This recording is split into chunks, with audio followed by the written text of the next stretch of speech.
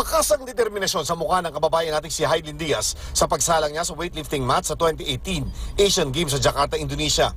Ang pambato natin sa 53 kg women's weightlifting, matagumpay na nakapagbuhat ng sumatotal na 207 kg. Sa score na ito, nakuha ni Hydlin ang kauna-unahang ginto ng Pilipinas sa Asian Games ngayong taon.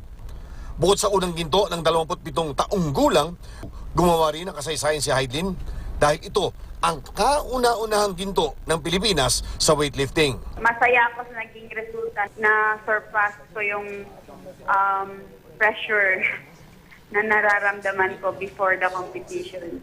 So thankful ako kay God. Silver sa kategory ang Turkmenistan, bronze naman ang Thailand. Isa sa mga unang bumati kagabi, si Pangulong Rodrigo Duterte sa kanyang talumpati sa Cebu City.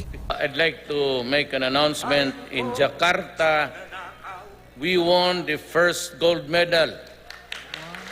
Weightlifting. Ito yung sundalo. Wow. Masaya rin ang mga kaanak ni Hydlin sa bagong panalo ng gold medalist.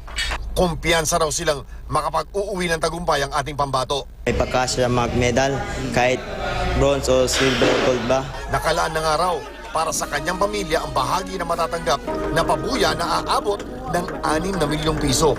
Siguro po business ang gagawin ko. Okay. Then, ayun, more on savings and investment. Then, siyempre, family. Then, get together with friends and church. Noong 2009, nakapanayam ng kapuso mo Jessica Soho si Hydlin para sa storya tungkol sa mga babaeng weightlifter. Suki na rin ng international competition si Hydlin na nakasilver nga nito lang 2016 Olympics sa Rio de Janeiro, Brazil. 2 bronze na rin ang naiuwi ng ating kababayan mula sa Weightlifting World Championships. Meron din siyang 2 silver at 1 bronze mula sa Southeast Asian Games. Nang makapanayam ko si Hydlin noong 1 taon, ibinahagi niya na pangarap niya talaga ang makapag-uwi ng karangalan para sa bayan. Kasi nung bata pa talaga, yun yung talaga yung pangarap ko dati pa na sabi ko na mamanalo sa international competition. Sino Trinidad Nakatutok, 24 oras.